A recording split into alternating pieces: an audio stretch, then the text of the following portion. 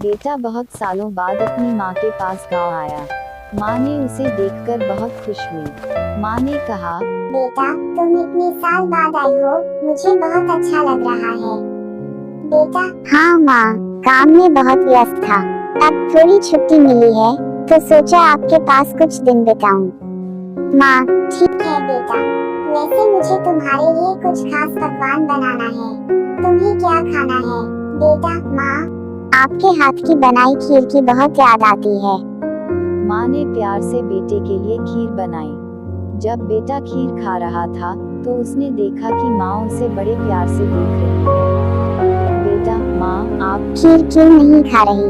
माँ बेटा तेरी खुशी में ही मेरी खुशी है। बेटा समझ गया कि माँ का प्यार कितना निस्वार्थ है। उसने माँ को गले लगाया और दोनों के आंखों में खुशी के आंसू आ गए। शहर लौटने के बाद बेटा अपने काम में व्यस्त हो गया, लेकिन उसने हर दिन अपनी माँ को फोन करना शुरू कर दिया। वह माँ के साथ बातें करता, उनके हालचाल पूछता और अपने दिन की घटनाओं को साझा करता। माँ को यह देखकर बहुत खुशी होती थी कि बेटा अब उनसे जुड़ा हुआ है, चाहे वह दूर ही क्यों ना हो। एक दिन बेटा अचानक बहुत बीमार हो गया। उसने माँ को फोन करके अपनी हालत के बारे में बताया। माँ ने बिना देरी किए अपना सामान पैक किया और शहर के लिए रवाना हो गई। माँ जब शहर पहुंची तो देखा कि बेटा बहुत कमजोर और उदास लग रहा है। माँ ने बेटा के माथे पर हाथ रखा और प्यार से कहा, बेटा चिंता मत करो, मैं यहाँ हूँ, सब ठीक हो जाएगा। माँ ने उसकी देखभाल शुरू कर दी।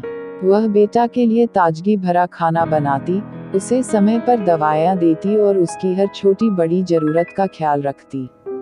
माँ के प्यार और देखभाल से बेटा धीरे धीरे ठीक होने लगा। एक दिन बेटा अपनी माँ से बोला, माँ आपके बिना मैं नहीं जानता कि मैं कैसे ठीक हो पाता। आपका प्यार और देखभाल ने मुझे नई जिंदगी दी है। माँ ने मुस्कुराते हुए कहा, बेटा यही तो माँ का काम होता है।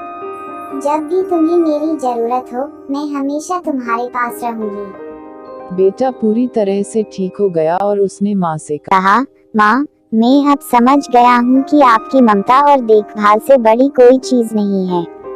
मैं हमेशा आपकी कदर करूँगा और आपके साथ समय बिताने की कोशिश करूँगा।